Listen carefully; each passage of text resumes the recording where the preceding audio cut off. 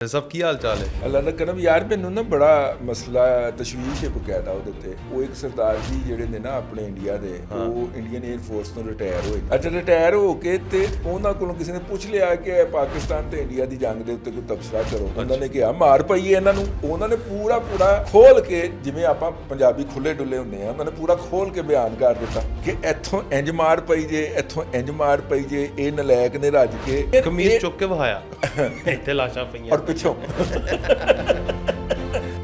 ਉਹਨੂੰ ਜੋ ਸੱਚ ਲੱਗਾ ਹੈ ਉਹਨੇ ਉਹ ਬੋਲ ਦਿੱਤਾ। ਯਾਰ ਮੇਰੀ ਇੱਕ ਗੱਲ ਸੁਣੋ, ਅਸੀਂ ਕਹਿੰਦੇ ਆ, ਅਸੀਂ ਨਹੀਂ ਕਹਿੰਦੇ, ਸਾਡੇ ਅਹਿਮਦ ਸ਼ਰੀਫ ਸਾਹਿਬ ਕਹਿੰਦੇ ਕਿ ਜਦੋਂ ਅਸੀਂ ਤੁਹਾਨੂੰ ਮਾਰਾਂਗੇ ਨਾ ਤੇ ਫਿਰ ਅਸੀਂ ਨਹੀਂ ਦੱਸਾਂਗੇ ਕਿੱਥੇ ਕਿੱਥੇ ਵੱਜੀਏ, ਇਹ ਦੁਨੀਆ ਦੱਸੇਗੀ। ਅਸੀਂ ਕਹਿ ਦਿੱਤਾ ਜੀ ਰਫੇਲ ਡੇਗੇ ਨੇ, ਸਖੂਈ 30 MKI ਡੇਗੇ ਹੈ, ਯਾਨੀ ਇੰਡੀਆ ਕੋਲ ਜਿੰਨੇ ਮਾਡਲਾਂ ਦੇ ਤਿਆਰੇ ਸਨ ਸਾਰੇ ਡੇਗੇ ਨੇ। ਜੀ ਅਸਲਾਮ ਵਾਲੇਕੁਮ, ਮੈਂ ਹਾਂ ਵਕਾਸ ਵਾਲਾਨਾ ਤੇ ਤੁਸੀਂ ਦੇਖ ਰਹੇ ਹੋ 360 ਡਿਜੀਟਲ ਪੰਜਾਬੀ। ਸਾਡੇ ਨਾਲ ਰਜ਼ੀ ਦਾਦਾ ਸਾਹਿਬ ਮੌਜੂਦ ਨੇ। ਸਭ ਕੀ ਹਾਲ ਚਾਲ ਹੈ? ਅੱਲਾ ਦਾ ਕਰਮ ਯਾਰ, ਮੈਨੂੰ ਨਾ ਬੜਾ ਮਸਲਾ ਤਸ਼ਵੀਸ਼ ਹੈ ਬਕਾਇਦਾ ਉਹਦੇ ਤੇ। ਉਹ ਇੱਕ ਸਰਦਾਰ ਜੀ ਜਿਹੜੇ ਨੇ ਨਾ ਆਪਣੇ ਇੰਡੀਆ ਦੇ, ਉਹ ਇੰਡੀਅਨ 에ਅਰ ਫੋਰਸ ਤੋਂ ਰਿਟਾਇਰ ਹੋਏ ਨੇ। ਠੀਕ ਹੈ, ਰਿਟਾਇਰ ਹੋਏ ਨੇ। ਅੱਛਾ, ਰਿਟਾਇਰ ਹੋ ਕੇ ਤੇ ਉਹਨਾਂ ਕੋਲੋਂ ਕਿਸੇ ਨੇ ਪੁੱਛ ਲਿਆ ਕਿ ਪਾਕਿਸਤਾਨ ਤੇ ਇੰਡੀਆ ਦੀ ਜੰਗ ਦੇ ਉੱਤੇ ਕੋਈ ਤਬਸਰਾ ਕਰੋ। ਉਹਨਾਂ ਨੇ ਕਿਹਾ ਮਾਰ ਪਈਏ ਇਹਨਾਂ ਨੂੰ। ਅੱਛਾ, ਠੀਕ ਹੈ, ਉਹਨਾਂ ਨੇ ਪੂਰਾ ਖੋਲ ਕੇ, ਜਿਵੇਂ ਆਪਾਂ ਪੰਜਾਬੀ ਖੁੱਲੇ ਡੁੱਲੇ ਹੁੰਦੇ ਆ, ਉਹਨਾਂ ਨੇ ਪੂਰਾ ਖੋਲ ਕੇ ਬਿਆਨ ਕਰ ਦਿੱਤਾ ਕਿ ਇੱਥੋਂ ਇੰਜ ਮਾਰ ਪਈ ਜੇ, ਇੱਥੋਂ ਇੰਜ ਮਾਰ ਪਈ ਜੇ, ਇਹ ਨਲਾਇਕ ਨੇ ਰੱਜ ਕੇ। ਠੀਕ ਹੈ, ਹੁਣ ਇੰਡੀਆ ਕਮੀਜ਼ ਚੁੱਕ ਕੇ ਵਹਾਇਆ ਇੱਥੇ ਲਾਸ਼ਾਂ ਪਈਆਂ ਔਰ ਪਿੱਛੋਂ ਸਹੀ ਹੈ। ਉਹਨਾਂ ਨੇ ਬਕਾਇਦਾ ਪੂਰੀ ਤਫਸੀਲ ਨਾਲ ਖਾਲਸੇ ਉਹਨਾਂ ਨੇ ਦੱਸਿਆ। ਠੀਕ ਹੈ ਜੀ। ਅੱਛਾ, ਹੁਣ ਉਹ ਵਾਇਰਲ ਹੋ ਗਿਆ ਤੇ ਇੱਕ ਇੰਡੀਅਨ 에ਅਰ ਫੋਰਸ ਦਾ ਰਿਟਾਇਰਡ ਪਾਇਲਟ ਇਹ ਕਹਿ ਰਿਹਾ।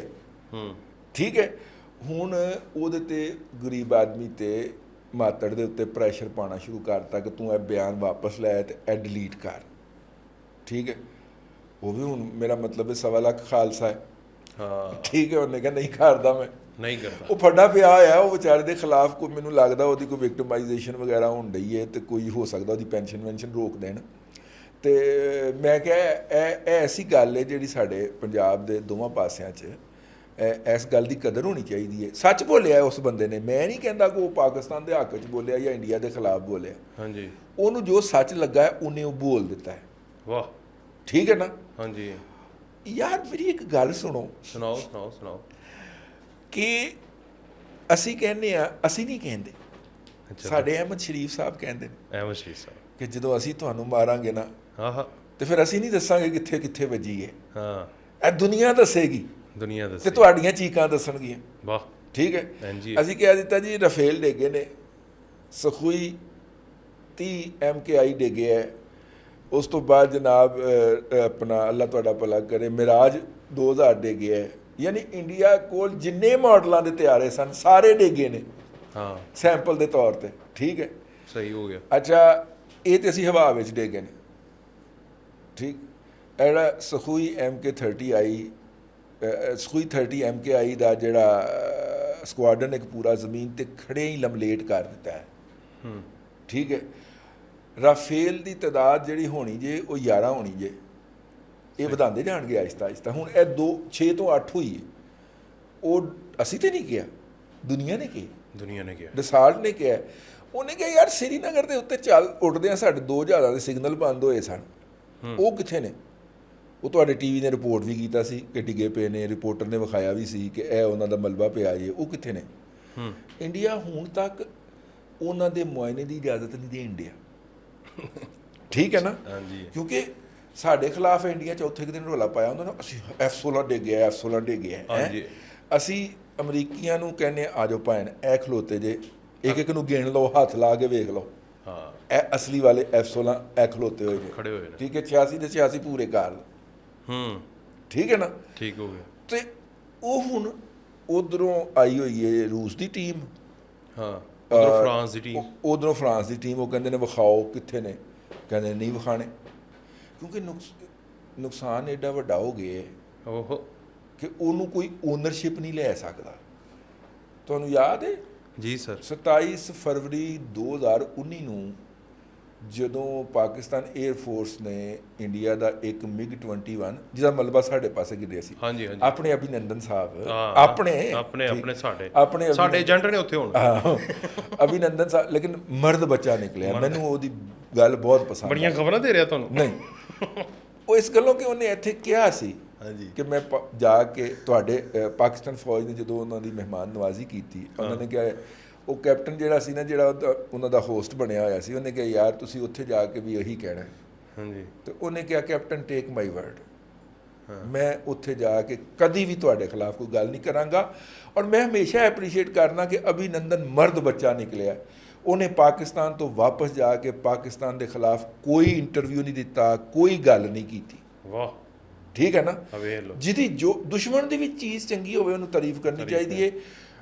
ਹਰ ਗੁਜ਼ਰਦੇ ਦਿਨ ਦੇ ਨਾਲ ਅਭਿਨੰਦਨ ਦੀ ਇੱਜ਼ਤ ਮੇਰੇ ਦਿਲ 'ਚ ਵੱਧ ਜਾਂਦੀ ਹੈ ਕਿ ਯਾਰ ਉਹਨੇ ਇੱਕ ਇੰਟਰਵਿਊ ਨਹੀਂ ਦਿੱਤਾ ਜਿਹਦੇ ਵਿੱਚ ਉਹਨੇ ਪਾਕਿਸਤਾਨ ਬੈਸ਼ਿੰਗ ਕੀਤੀ ਹੋਵੇ। ਜਿੰਨਾ ਤੁਸੀਂ ਉਹਦੇ ਫੈਨ ਹੋਏ ਉਵੇਂ ਦੀ ਮੁੱਛਾਂ ਨਾ ਰੱਖ ਲਿਆ ਜੀ ਕਿਧਰੇ। ਉਹ ਆਪਣੀ ਜਗ੍ਹਾ ਤੇ, ਉਹ ਸਾਰਾ ਕੁਝ ਆਪਣੀ ਜਗ੍ਹਾ ਤੇ। ਉਹ ਸਾਡੇ ਇੱਕ ਪ੍ਰੋਫੈਸ਼ਨਲ ਦੁਸ਼ਮਣ ਦੀ ਫੌਜ ਦਾ ਅਫਸਰ ਹੈਗਾ, ਠੀਕ ਹੈ। ਜਿਹਦੀ ਕੋਈ ਚੰਗੀ ਗੱਲ ਹੈ ਦੱਸੋ। ਉਹਦਾ ਕੰਮ ਸਾਨੂੰ ਤਬਾਹ ਕਰਨਾ ਸੀ, ਉਹਦੀ ਅਸਾਈਨਮੈਂਟ ਸੀ, ਠੀਕ ਹੈ। ਲੇਕਿਨ ਅਗਰ ਉਹਦੇ ਵਿੱਚ ਕੋਈ ਮਰਦਾਂ ਵਾਲੀ ਗੱਲ ਹੈ, ਇਨਸਾਨਾਂ ਵਾਲੀ ਗੱਲ ਹੈ, ਉਹ ਵੀ ਐਪਰੀਸ਼ੀਏਟ ਹੋਣੀ ਚਾਹੀਦੀ। ਵਾਹ ਜੀ ਵਾਹ। ਇੱਕ ਤੇ ਇਹ ਗੱਲ ਹੋ ਗਈ। ਤੇ ਗੱਲ ਕਿੱਥੋਂ ਆਪਾਂ, ਤੁਸੀਂ ਦੱਸ ਰਹੇ ਸੀ ਕਿ ਉਹ ਜਦੋਂ 27 ਫਰਵਰੀ ਨੂੰ ਆਇਆ। ਹਾਂ, 27 ਫਰਵਰੀ ਨੂੰ ਆਇਆ। ਇੱਕ ਤੇ ਇਸ ਪਾਸੇ ਡਿੱਗਿਆ MiG-21, ਹਾਂਜੀ, ਤੇ ਇੱਕ ਉਧਰ ਸਖੋਈ ਵੀ ਡਿੱਗਿਆ ਸੀ ਅਸੀਂ, ਹਾਂਜੀ, ਠੀਕ ਹੈ ਨਾ। ਔਰ ਉਹਨਾਂ ਨੇ ਰੋਲਾ ਪਾ ਦਿੱਤਾ ਕਿ ਸਖੋਈ ਨਹੀਂ, ਇਹ F-16 ਹੈ। ਉਸ ਤੋਂ ਬਾਅਦ ਉਹਨਾਂ ਨੇ ਮੂਵੀ ਬਣਾਈ ਸੀ, ਸਾਡੇ 5 ਡੇਕ ਤੇ ਸੀ। ਆਹੋ। ਔਰ ਉਹ ਸੁਣਿਆ ਅਜੇ ਦੇਵਗਨ ਜਿਹੜਾ ਸਰਗੋਧੇ ਅਪੜਿਆ ਹੋਇਆ ਸੀ। ਯਾਰ ਸਰਗੋਧੇ ਦਾ ਲੈਣਾ ਦੇਣਾ ਕੋਈ ਨਹੀਂ ਯਾਰ। ਹਾਲਾਂਕਿ ਸਰਗੋਧੇ ਦੇ ਵਿੱਚ ਅੰਬ ਨਹੀਂ ਹੁੰਦੇ, ਕਿੰਨੋ ਹੁੰਦੇ ਨੇ ਯਾਰ। ਮੈਂ ਅੰਬ ਚੂਪਨ ਲਾਈ ਨਹੀਂ, ਬਾਗ ਵਿੱਚ ਫੜੀ, ਉੱਥੇ ਅੰਬ ਲੈਣ ਗਿਆ ਸੀ। ਉੱਥੇ ਕਿੰਨੋ ਹੁੰਦੇ ਨੇ। ਅਜੇ ਦੇਵਗਨ ਸਾਹਿਬ, ਅਜੇ ਉਹ ਕੀ ਹੈ, ਅਕਸ਼ੇ ਕੁਮਾਰ ਸਾਹਿਬ, ਉੱਥੇ ਕਿੰਨੋ ਹੁੰਦੇ ਜੇ, ਠੀਕ ਹੈ। ਅੰਬ ਇੱਧਰ ਸਾਡੇ ਰਹੀਮਯਾਰ ਖਾਂ ਹੁੰਦੇ ਜੇ, ਠੀਕ ਹੈ। ਇੱਥੇ ਚੂਪਨ ਆਇਆ ਜੇ, ਇੱਥੇ ਆਇਆ ਜੇ ਚੂਪਨ। ਤੁਸੀਂ ਤੁਹਾਡੀ ਐਸੀ ਤੈਸੀ ਅਗਲੀ ਫਿਲਮ ਵਿੱਚ ਤੁਸੀਂ ਰਹੀਮਯਾਰ ਖਾਂ ਆਣਾ ਜੇ, ਠੀਕ ਹੈ।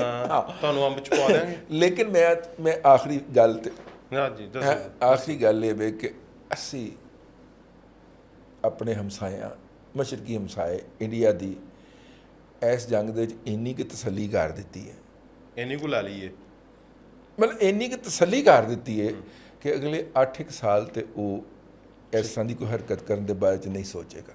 ਅੱਛਾ, ਕਮ ਅਜ਼ ਕਮ ਹਵਾ ਦੇ ਵਿੱਚ, ਠੀਕ ਹੈ, ਠੀਕ ਹੈ। ਤੋਪਾਂ ਉਹਨਾਂ ਨੇ ਸਾਡੇ ਤੋਂ ਬਹੁਤ ਜ਼ਿਆਦਾ ਇਕੱਠੀਆਂ ਕਰ ਲਈਆਂ ਹੋਈਆਂ ਨੇ, ਹਾਈਡਜ਼ਰ ਵਗੈਰਾ ਉਹ ਆਪ ਵੀ ਬਣਾਉਂਦੇ ਨੇ। ਅਗਰ ਉਹ ਹੁਣ ਪੰਗਾ ਲੈਣਗੇ ਤਾਂ ਉਹ ਯਾਦ ਤੇ ਇਹਦੇ 'ਚ ਲੈਣਗੇ ਬਰੀ ਦੇ ਵਿੱਚ, ਔਰ ਲੈਣਗੇ ਬੈਰੀ ਦੇ ਵਿੱਚ, ਠੀਕ ਹੈ। ਲੇਕਿਨ ਇੱਕ ਗੱਲ ਮੈਂ ਤੁਹਾਨੂੰ ਦੱਸਦਾ ਸਰ, ਬਰੀ ਦੇ ਵਿੱਚ ਵੀ ਉਹ ਇਸ ਦਫਾ ਅਸੀਂ ਅੰਦਰ ਵੜੇ ਸਾਂ,